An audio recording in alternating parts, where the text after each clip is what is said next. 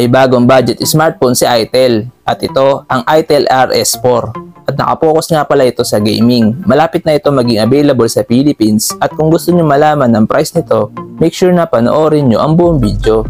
Sa ngayon, pag-usapan muna natin ang kanyang specs and features. Meron nga pala siyang 6.56-inch HD Plus IPS LCD display with 720 by 1612 pixel resolution at meron itong 120Hz refresh rate. Ang Itel RS4 ay may operating system na Itel OS 13.5 based on Android 13 with MediaTek Helio G99 Ultimate 6nm chipset na may Mali G57 MC2 na GPU. Ang smartphone na to ay may 8 or 12GB of RAM plus up to 12GB extended RAM with 128 or 256GB UFS 2.2 of internal storage, expandable up to 1TB via microSD.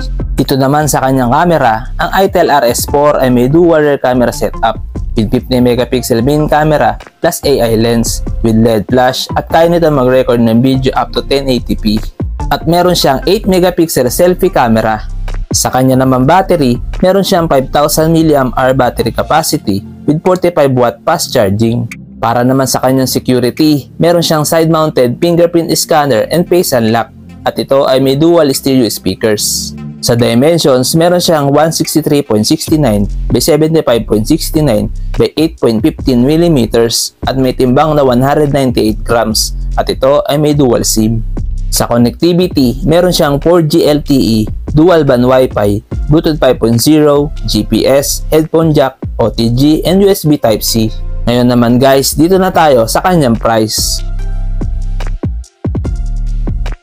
Ang official price ng Itel RS4 ay 7,999 pesos para sa 8 plus 128GB na variant at 9,999 pesos naman para sa 12 plus 256GB na variant.